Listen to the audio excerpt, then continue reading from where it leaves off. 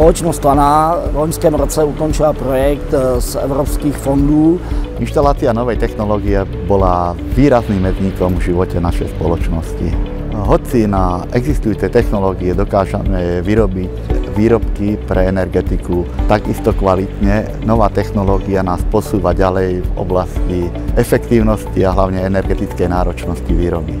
Zároveň rozšíruje portfólium našich výrobkov. Společnost Lana z tohoto projektu pořídila novou linku.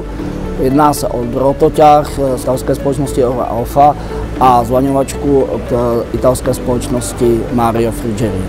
We worked on this project for producing aluminium cables of high quality with pure aluminium and alloys of aluminium. This is a rigid strander, new design, high speed and high quality. Novým drotoťahom vyrábame kvalitnejšie drôty, ktoré potom používame na výrobu kvalitnejších vodičov pre použitie v energetickom priemysle. Rýchlosť výroby na novom drotoťahu je približne 3-krát rýchlejšia ako na súčasnej technológii. Na novom zlaňovacom stroji dokážeme vyrábať rovnaké produkty s vyššou kvalitou povrchu. Táto nová technológia nám umožňuje nastaviť ľubovoľné zákruty podľa požiadaviek zákazníka.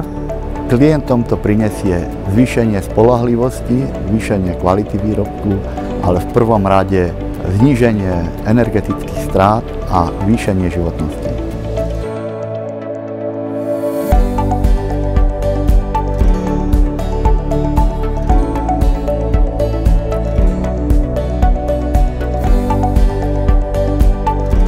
Toto je oddelenie technickej kontroly spoločnosti Lana, kde kontrolujeme parametre vstupného materiálu a parametre hotových produktov. Aby sme vedeli garantovať kvalitu našich výrobkov, musíme u vstupného materiálu zabezpečiť meranie základných hodnôt, ako je pevnosť a meranie elektrického odporu.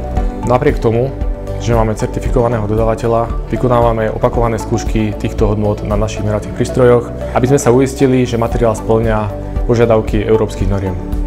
Lana has the target to become a leader in Europe for aluminium cables and wires. With this new partnership with Mario Friggerio, we are reaching this target.